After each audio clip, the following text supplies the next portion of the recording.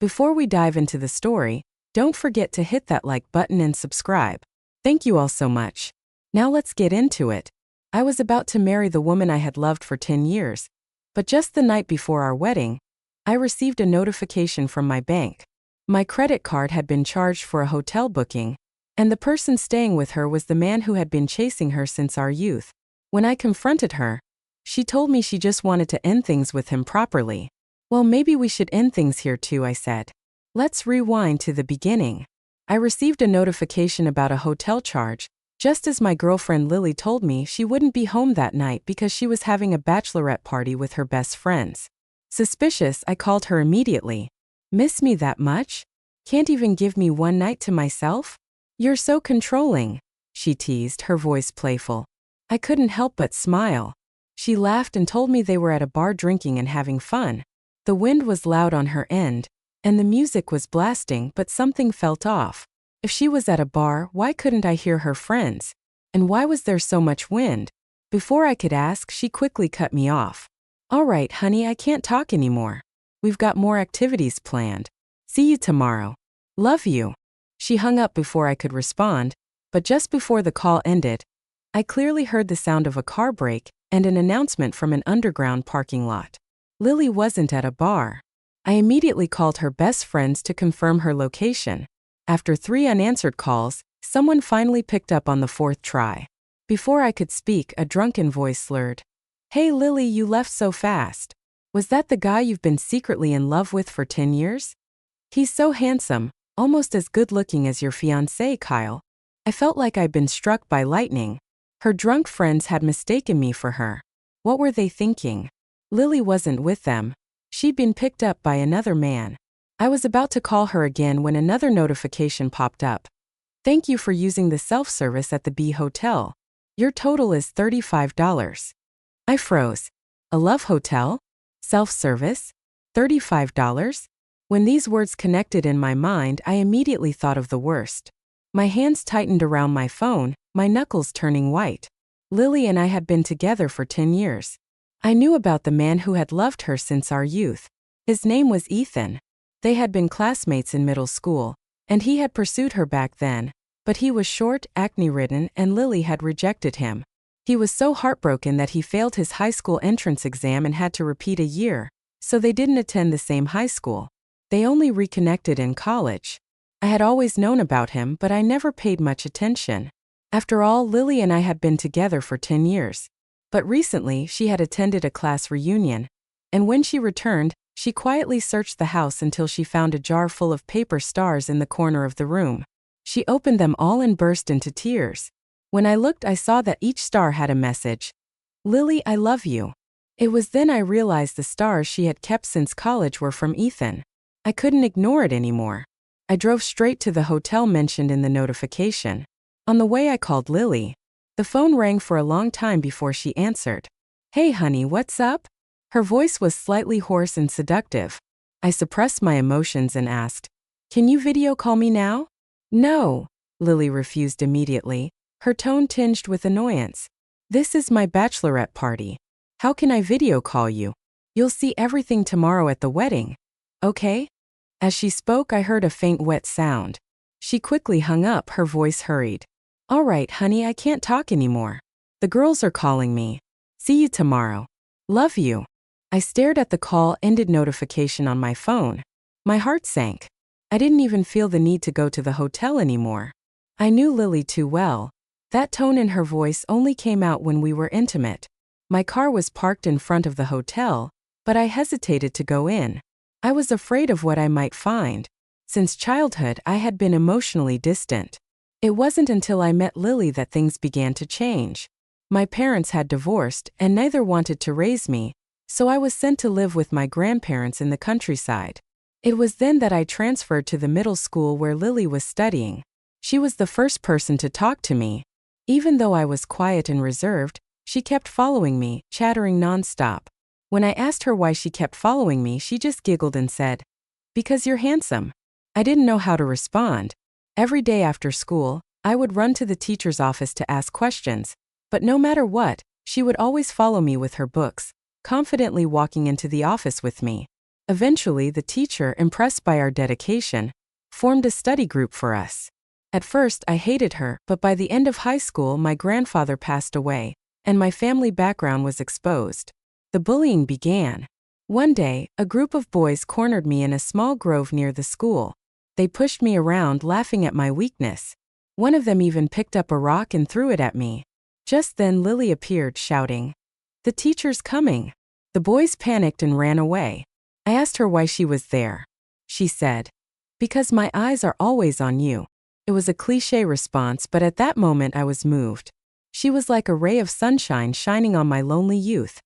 After that, we naturally became a couple. We encouraged each other to study and both got into the universities we wanted. When college started, we began a long-distance relationship, but that only made our bond stronger. Even if I had a cold, she would take a 10-hour train ride to take care of me.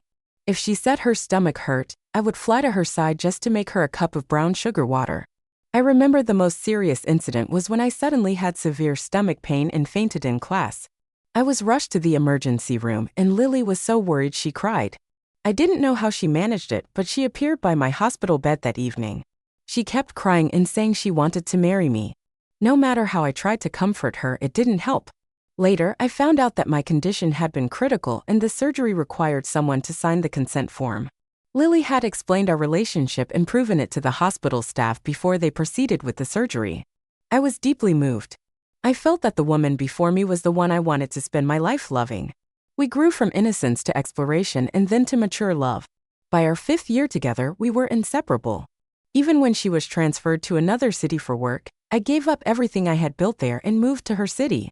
Now I had finally built a world for us. I had prepared the wedding of her dreams, but all of it was about to be destroyed by these messages. And now the person who had destroyed my happiness was in my hands. When I reached the hotel room, the door wasn't even locked. The warm yellow light inside illuminated scattered rose petals and deflated balloons. There were even several outfits laid out near the wall. I stepped inside, the smell making me nauseous. As I turned the corner, I saw them, Ethan and my fiancée Lily. After a moment of heavy breathing, Lily finally noticed me standing by the bed. Her face turned pale and a piercing scream shattered the initial atmosphere. "Honey," she cried, pushing Ethan off her and rushing toward me. She tried to grab my hand, but I pushed her away. I couldn't even speak, my limbs cold as I stared at her with icy indifference. "Honey, please let me explain. I was drunk. I didn't mean to." Lily stammered, her legs trembling. Ethan chimed in, "Lily is my entire youth. She just wanted to put a proper end to it." I couldn't hold back anymore and roared, "So her way of ending your youth was by sleeping with you?" Lily was stunned, her eyes still clouded with lust as she stared at me, tears streaming down her face. "It's not like that. I just wanted," she couldn't even come up with an excuse. She reached out to grab me again, but I pushed her away once more. Every movement, every sin of hers now disgusted me. I took 2 steps back and finally found my voice. "Lily, put your clothes on. You're disgusting." After leaving the hotel room, I headed straight for the elevator. Just before the doors closed, I saw Lily wrapped in a towel running after me, with Ethan standing behind her, smirking. That night, I didn't return to our apartment. I couldn't bear to go back to a place filled with her presence. The next morning, I woke up to hundreds of missed calls on my phone. Just as I was about to check them, Lily called. Her panicked voice echoed through the phone. "Honey, where are you? Why was our wedding canceled? Where are all the relatives?" I remained silent. The night before, I had texted all the relatives to inform them the wedding was off. Most of them were from Lily's side, and fortunately, she had always been too lazy to handle these things, so I had all their contact information. It was easy to cancel everything. From that moment on, Lily and her parents kept calling me. Seeing my silence, Lily spoke again, this time more cautiously. "Honey, what did you tell the relatives? They're all asking me. The wedding's about to start. When are you coming over? Are you still mad at me? Can I come find you? Get lost. Don't call me honey. Lily, you're disgusting." I finally spat out. After a long pause on the other end, Lily couldn't hold back her tears. "Kyle, what more do you want? I just wanted to give Ethan a proper ending to his youth. He's loved me for so long. Was it too much to ask for one small request? I've already apologized. Why are you still angry? Why can't you forgive me? You say you love me, but you can't even forgive one little mistake. Do you love me or just my body? Kyle, you know how important this wedding is to me. Why did you cancel it? Why? Because you're disgusting. You're filthy. We can't get married anymore. Never again. I couldn't hold back anymore and roared, Lily, you're like you make me sick. Get the hell out of my life. No. I don't want to break up, Kyle. I won't break up. You'll never get rid of me in this lifetime. I'm the one who saved you. I pulled you out of the darkness in high school. Without me, there would be no you. No today. You can't break up with me. Just as I was about to retort, her parents' voices came through the phone. Kyle, you and Lily have been together for so long. You're about to get married. It's not worth breaking up over this, right? Couples fight, but they make up. Come home soon, okay? Her mother's voice was gentle, the first time she had ever spoken to me so kindly. In the past, even after I gave them $670,000 as a betrothal gift, it was never enough in her eyes. She believed that since I had no family backing, all my money should belong to them. They wanted to squeeze me dry. If I hadn't transferred the property deeds to Lily's name, they might have crushed my bones to make soup. Now her words felt even more ironic. You're right, couples fight and make up. So if I go out and find other women, you won't be mad, right? Then I'll go tell those women to dance with you since you're so magnanimous. I directly mocked her mother, who immediately fell silent. Kyle, how dare you speak to my mother like that? Lily's voice rang out. The next second, my eyes flashed with coldness as I continued, you cheated, and you still have the nerve to justify it. I'll tell you this, the betrothal gift was $670,000. You'd better return every penny to me. As for the house, you don't deserve to live there. Pack your things and get out. I'll give you one day. If not, I'll call the police. Kyle, how could you treat me like this? Lily's voice continued to ring out, but soon after, a male voice interrupted. Enough, Lily. He doesn't appreciate a good woman like you. You're my youth, my treasure, my everything. You've left a deep mark on my youth. You're my muse. Lily, can you look back at me? Lily's voice softened. Ethan, how many years have you loved me? You've been in my life longer than Kyle. Can you look back at me? Hearing Lily's voice shift to sobbing, I couldn't help but laugh. How ridiculous. You two are a perfect match, a dog and us should grow old together. After saying that, I hung up. I must admit I had once been soft-hearted, but now my heart was as hard as stone. After a night of drinking, I no longer felt tied to the past. The dizziness in my head made me unable to endure anymore, and I fell asleep as soon as my head hit the pillow. In my dream, I returned to the days of being bullied in middle school. Lily thought of herself as my savior, believing her appearance had saved me. Even later, when we fell in love, she thought she was protecting me. But she didn't know that on the day those boys cornered me in the small grove, I had a sharpened dagger hidden in my coat pocket. I never needed her to save me. I had always believed in saving myself. But even so, I had loved her. To marry her, I had promised her parents not only the $670,000 betrothal gift, but also a house and a car. But in the end, this was how it turned out. This sleep didn't last long before I was awakened.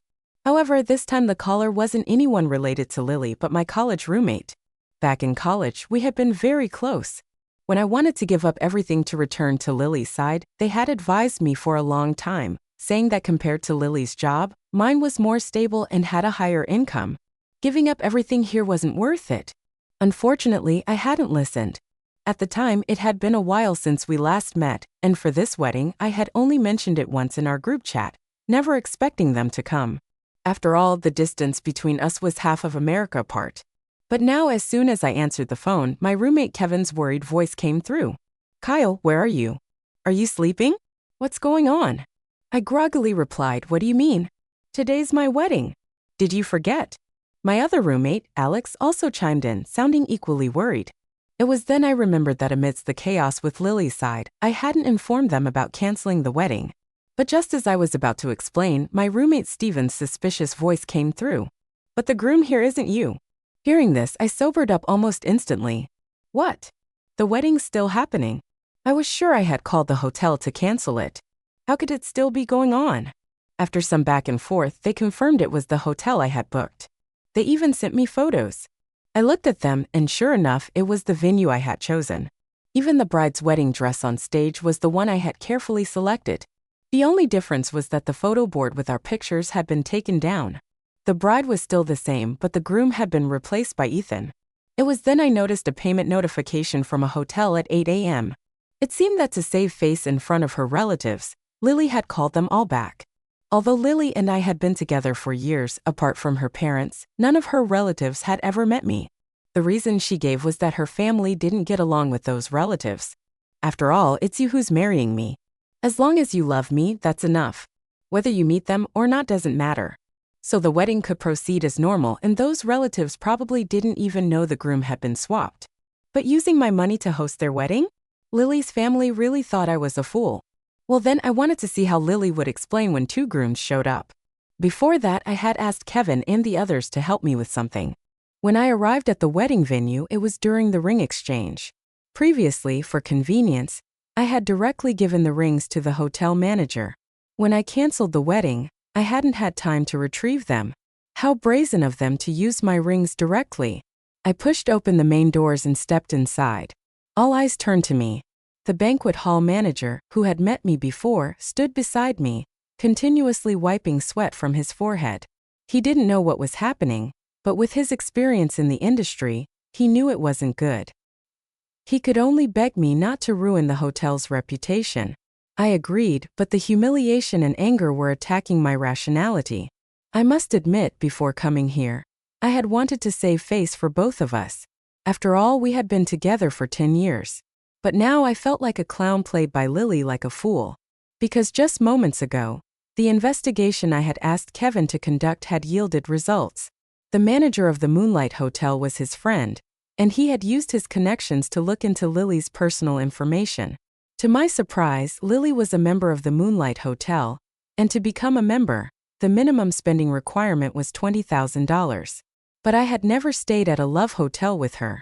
Kevin also told me that the most expensive room at the Moonlight cost $888 per night, and the system showed that Lily had registered at the hotel 5 years ago.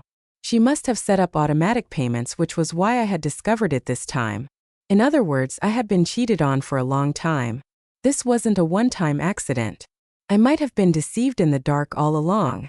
My heart ached and my stomach churned. I couldn't hold it in anymore and vomited on the spot. Fine. If that's how it is, then I'll give this perfect couple a special gift. I glanced at the hotel manager, silently apologizing in my heart. After all, before coming here, I hadn't planned to be lenient with Lily. When I appeared at the entrance of the banquet hall, Lily was clearly panicked amid the murmurs of the crowd. I strode onto the stage. Under Lily's pleading gaze, I took the microphone from Kevin, who had snatched it from Ethan. Hello everyone. I'm the original groom of this wedding, Kyle. As I spoke, the guests below looked at me in shock, their whispers growing louder. I believed many of the guests here had never met me before, but I was sure they recognized my voice. After all, just a few days before the wedding, I had personally called each guest to invite them. Meanwhile, Lily, standing beside me, had turned pale, her eyes filled with fear. I hadn't expected that just yesterday we were a loving couple about to get married, but today we were facing each other so fiercely. But there was nothing else I could do. My nature had always been this way, retaliate when wronged. Just like the group of people who had beaten me in the small grove that night in middle school. If Lily hadn't appeared, those people would have been injured at the very least. Until today I was still the groom, but somehow the wedding was cancelled and then resumed with the groom replaced.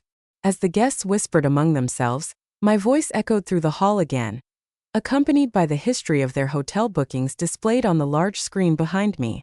From college until yesterday, as far as I know, the groom Ethan has been having an affair with my fiancée Lily since college. So now let's sincerely wish this new couple a lifetime of happiness together.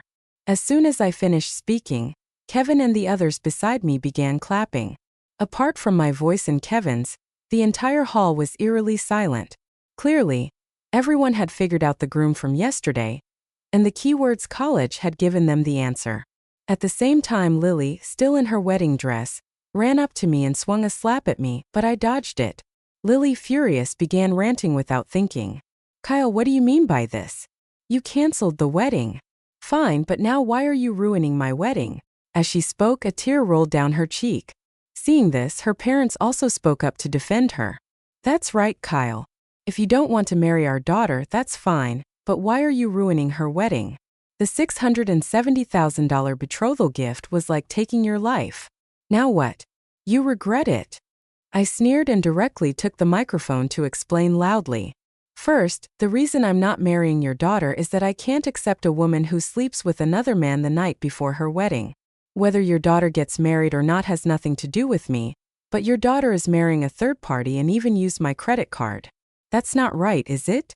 Also, if the wedding is no longer valid, please return the entire betrothal gift to me and the hotel you're using. Of course, the money must be returned to me. Oh, and the apartment too. Don't think that just because your name is on it, it's yours. The law has changed long ago. Lily, if you want to continue living in this city, you'd better pay me back every penny. If even 1 cent is missing, we'll meet in court. On my way here, I had stopped by the apartment. The building manager had told me that the locks on the apartment I bought had been changed last night. In case something happened, they had informed me. It seemed Lily was worried I would take back the apartment and had worked hard all night. How exhausting for her. So I had directly called Lily and told her to either obediently change the locks back or I would evict her entire family. But Lily just disdainfully said, "Kyle, the apartment and the car are in my name. You gave them to me, so of course they're mine. I can do whatever I want with them. Returning them to you? No way."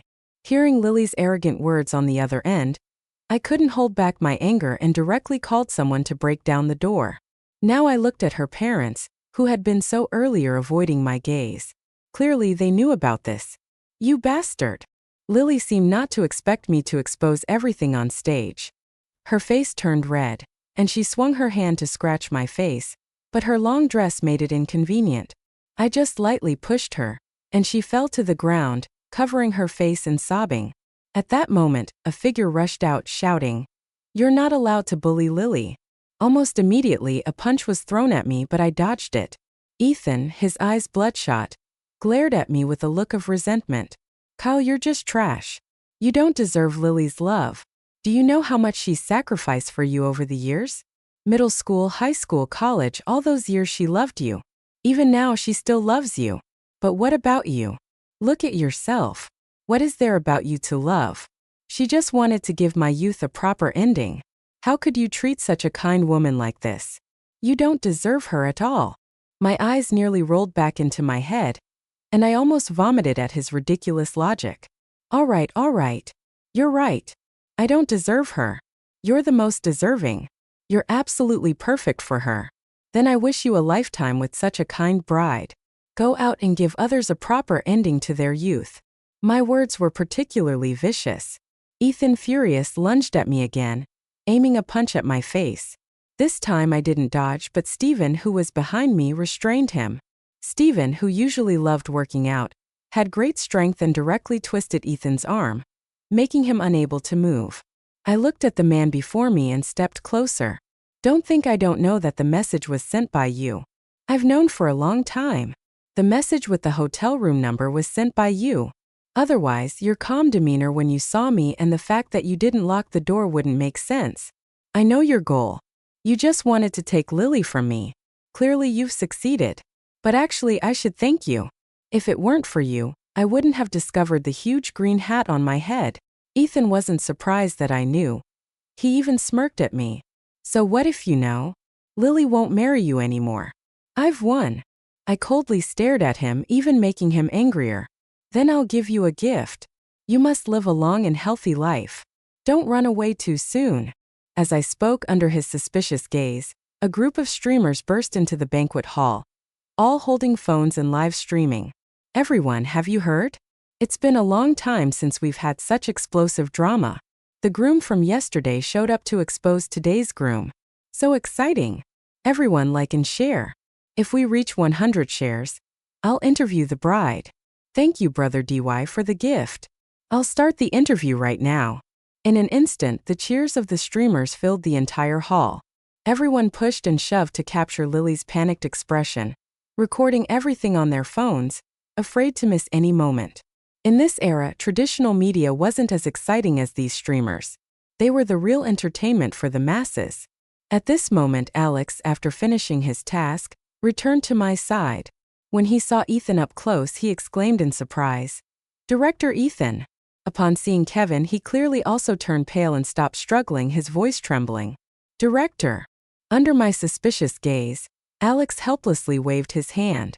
The brand that Ethan just mentioned, where he was promoted to branch manager, is the one Kevin and I founded in our spare time back then. Before you came here, you handed over all the core technology to us. Even though you've moved here, you've been consistently providing financial support every month. You also handle online guidance. But I never expected that we'd actually create this brand and even establish branches. Thanks to that, I receive hundreds of millions in dividends every year. That's also why I could afford the betrothal gift and the house for the wedding. Initially, I planned to tell Lily after the wedding to give her a surprise, but who knew it would turn into a surprise for me only? Alex was his direct superior, which was why Ethan hadn't recognized the others. And now, as one of the company's founders, looking at Ethan's increasingly pale face, I finally couldn't help but smile. At this moment, Kevin also added maliciously, "This kid's done for. He's offended the big boss of the company." After that, Ethan and Lily became infamous, pointed at wherever they went. Of course, the company fired Ethan. Everyone knew that Lily liked to give others a proper ending to their youth. However, in the end, Lily did marry Ethan. After all, she had taken over his entire youth, claiming to be the bright moon in his heart. They returned all my money. After all, in their eyes, I was no longer the person from yesterday. After handling everything, I thought my emotions had numbed, but they came flooding back. 10 years of love, saying I wasn't sad would be a lie. For 10 years, I had deeply engraved her image into my bones along with her love. But after this, I only felt disgust. A disgust so intense that just thinking about it was painful. I wallowed for a long time with Kevin and the others by my side, until I finally stepped out of this relationship. I finally had time to return to my real job in my own home. When I saw Lily again, she was leaving the hospital, one hand on her hip, the other holding a report in medicine, moving with difficulty.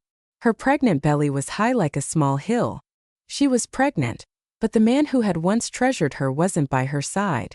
Instead, he walked ahead, constantly complaining. On his collar was a clear lipstick mark. Lily wiped the sweat from her face, patted her belly, and struggled to follow, while the man who had said he would cherish her for a lifetime now urged her impatiently. Their car had been ticketed, which immediately angered Ethan. He directly slapped Lily across the face. "You wasteful woman. I told you to hurry up. Now we've been fined. From now on, go by yourself. I don't care about you anymore." Lily, holding her swollen face, tears streaming down, kept shaking her head. "No, please. I'm pregnant with your child. I can't go to the hospital alone. I don't care. If it weren't for you, I wouldn't have lost my job. You're a curse. Your youth is so long. Who knows whose child that is? If you want to have it, have it. If not, then don't." Ethan continued to curse, then directly slammed the car door and drove off, leaving Lily, who had almost been knocked to the ground, standing in the July and August sun, covering her face and sobbing. Kevin nudged me teasingly with his elbow. "Want to go down and take a look?" I coldly glanced at the woman and shook my head. "No thanks. I don't like drawing endings to youth." As soon as I finished speaking, everyone in the car burst into laughter. Kevin even provocatively rolled down the window and smiled at Lily. After confirming she had seen him, he drove off, watching the woman grow smaller in the rearview mirror. I felt the emotions that had once clung to me gradually fade away with her departure. I too would move toward my own future.